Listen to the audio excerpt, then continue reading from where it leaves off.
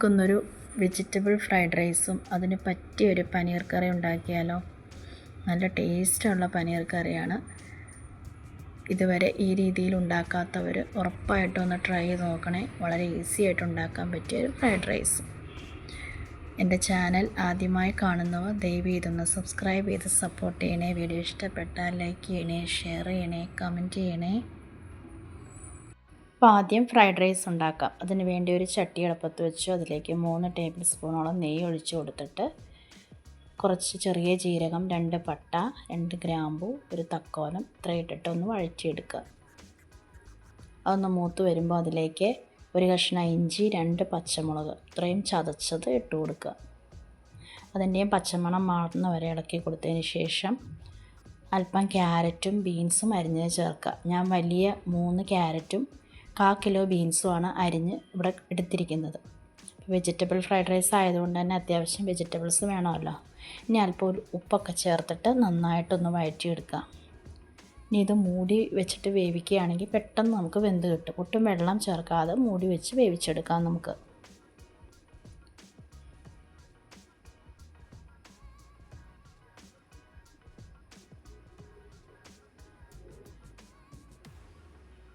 അപ്പോൾ അധികം വേവില്ലാത്ത പച്ചക്കറികളാണ് ഇത് രണ്ടും. അതുകൊണ്ട് തന്നെ 2-3 മിനിറ്റ് മൂടി വെച്ച് കഴിയുമ്പോൾ തന്നെ നന്നായിട്ട് വെന്ത് കിട്ടും. അപ്പം നന്നായിട്ട് വെന്തിട്ടുണ്ട്. വെന്ത് ഉടയണ പരുവമല്ല, ഒരു കറുകറുന്നിരിക്കുന്ന ഒരു പരുവത്തിന് നമുക്ക് മതി.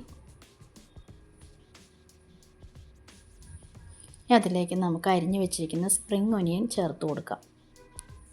സ്പ്രിംഗ് ഒനിയൻ ഒട്ടും തന്നെ വേവുള്ള ഒരു സാധനമല്ല, പെട്ടെന്ന് നമുക്ക് സോട്ടായി കിട്ടും. അപ്പോൾ 1 മിനിറ്റ് നേരം ഒന്ന് ഇളക്കി കൊടുത്താൽ മതി. എന്നിട്ട് അതിലേക്ക് ഇനി ചേർക്കേണ്ടത് 2 ടീസ്പൂൺ സോയാ സോസാണ്.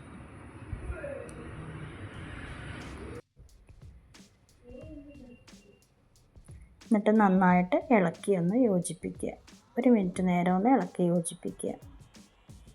ഇനി അതിലേക്ക് 1 ടീസ്പൂൺ കുരുമുളക് പൊടി കൂടി ഇട്ട് കൊടുക്കുക. അത് നന്നായിട്ട് ഇളക്കി യോജിപ്പിക്കുക. ഇനി ഇതിലേക്ക് ഞാൻ 2 ഗ്ലാസ് ജീരകശാല റൈസ് വേവിച്ച് വെച്ചിട്ടുണ്ട് നേരത്തെ.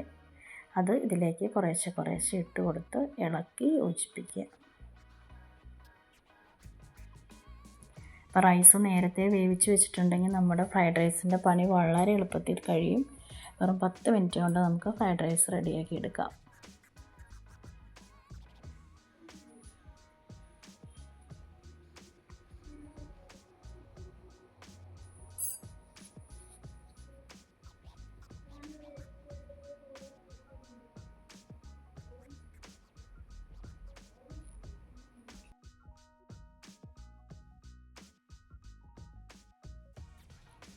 ലാസ്റ്റ് നമുക്ക് കുറച്ച് മല്ലിയില കൂടി ചേർത്ത് ഇളക്കി കൊടുക്കാം.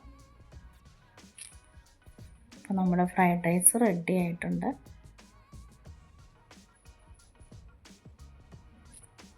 നല്ല ടേസ്റ്റുള്ള ഫ്രൈഡ് റൈസാണ്. നിങ്ങൾ ഈ രീതിയിലല്ല ഇതുവരെ ചെയ്തിട്ടുള്ളതെങ്കിൽ ചെയ്ത് നോക്കണേ, ഇഷ്ടപ്പെടും. ഇനി നമുക്ക് ഇതിന് വേണ്ട പനീർ കറി റെഡിയാക്കി എടുക്കാം.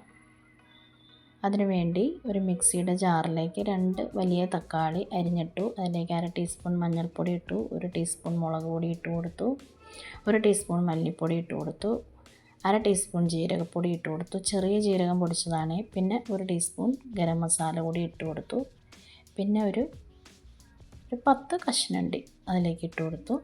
പിന്നെ ഒരു വറ്റൽമുളക് ഇത്ര ഇട്ട് കൊടുത്തിട്ട് നന്നായിട്ട് അരച്ചെടുക്കുക. പേസ്റ്റ് പോലെ അരച്ചെടുക്കുക. ഇതുപോലെ.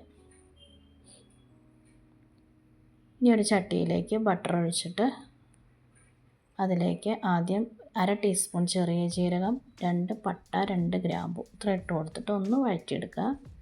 അതിലേക്ക് 2 മീഡിയം സൈസ് സവാള നന്നായിട്ട് കൊത്തി എരിഞ്ഞത് ഇട്ട് കൊടുക്കണം. നന്നായിട്ട് ബ്രൗൺ ആവുന്ന വരെ വഴറ്റിയെടുക്കണേ. അപ്പോൾ നമ്മൾ നേരത്തെ തയ്യാറാക്കിയ അരപ്പില്ലേ മിക്സിയുടെ ജാറിലിട്ട്, അതിൽ നമ്മൾ 1 ടീസ്പൂൺ മുളക് പൊടിയാണ് ചേർത്ത്. അപ്പോൾ ഇതൊരുവിധം നല്ല എരിവുള്ള കറിയാണ്. അപ്പോൾ അത്ര എരിവ് വേണ്ടാത്തവർ 1/2 ടീസ്പൂൺ മുളക് പൊടി ചേർത്താൽ മതി. അപ്പോൾ നമ്മൾ ഉപ്പിട്ട് വഴറ്റി നന്നായിട്ട് ബ്രൗൺ കളറായി നമ്മുടെ ഉള്ളി. ഇനി അതിലേക്ക് ഒരു 5-6 വെളുത്തുള്ളി കൂടി ചെറുതായിട്ട് അരഞ്ഞത് ഇട്ട് കൊടുത്ത് 1 മിനിറ്റ് നേരം കൂടി ഒന്നും കൂടി വഴറ്റുക. അത് നന്നായിട്ട് ബ്രൗൺ ഒന്നും ആവണ്ട, പച്ചമണം മാറിയാൽ മതി. നന്നായിട്ടൊന്ന് വഴറ്റി കൊടുക്കുക.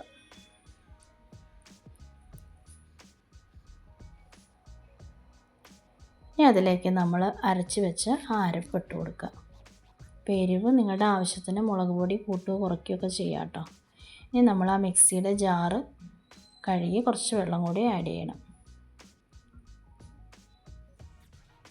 ഇപ്പോഴും വെള്ളം പോരാ, കുറച്ചുകൂടി വെള്ളം നമ്മൾ ആഡ് ചെയ്ത് കൊടുക്കുക. അപ്പോൾ ഇതിൽ കിടന്ന് പനീർ കഷ്ണങ്ങൾ നമുക്ക് വേവിച്ചെടുക്കണം. അപ്പോൾ അതിന് വേണ്ട വെള്ളം വേണം ഒഴിച്ചു കൊടുക്കാൻ. ഇനി നമ്മളൊരു 200 ഗ്രാം പനീർ മുറിച്ചെടുത്തിട്ട് ഇതിലേക്ക് ഇട്ട് കൊടുക്കുക. അപ്പോൾ അതിന് മുമ്പ് ഗ്രേവിക്ക് ആവശ്യമായ ഉപ്പൊക്കെ ഇട്ട് കൊടുക്കണം. എന്നിട്ട് വേണം പനീർ കഷ്ണങ്ങൾ ഇട്ട് കൊടുക്കാൻ. നന്നായിട്ട് ചെറു തീയിൽ വെച്ച് 10 മിനിറ്റ് നേരം വേവിക്കുക. ഇടയ്ക്കിടയ്ക്കൊന്ന് ഇളക്കി കൊടുക്കണേ.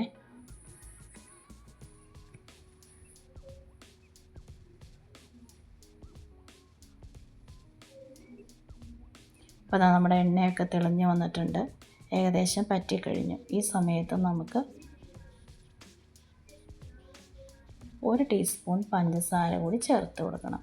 അപ്പം നമ്മുടെ ആ എരിവും പുളിയൊക്കെ ഒന്ന് കോമ്പൻസേറ്റ് ചെയ്യാൻ വേണ്ടിയിട്ടാണ് നമ്മൾ പഞ്ചസാര ചേർത്ത് കൊടുക്കുന്നത്. ഇനി ഒരു മിനിറ്റ് നേരം കൂടെ അടച്ച് വെച്ച് വേവിച്ച് കഴിഞ്ഞാൽ നമ്മുടെ പനീർ കറി റെഡിയായി. ലാസ്റ്റ് സ്റ്റെപ്പായിട്ട് ഒരല്പം മല്ലിയില കൂടി ആഡ് ചെയ്യുക. അതും കൂടെ ഇട്ടൊന്ന് മിക്സ് ചെയ്ത് കഴിഞ്ഞാൽ നമ്മുടെ കറി റെഡിയായി. നല്ല സൂപ്പർ ടേസ്റ്റുള്ള കറിയാണ്. ഫ്രൈഡ് റൈസിൻ്റെ കൂടെ നല്ല കോംബോയാണ്. അപ്പോൾ ഇതുവരെ ഉണ്ടാക്കാത്തവർ ഒന്ന് ട്രൈ ചെയ്ത് നോക്കണേ. വീഡിയോ ഇഷ്ടപ്പെട്ടാൽ ലൈക്ക് ചെയ്യണേ, ഷെയർ ചെയ്യണേ, കമൻറ്റ് ചെയ്യണേ, സബ്സ്ക്രൈബ് ചെയ്ത് സപ്പോർട്ട് ചെയ്യണേ.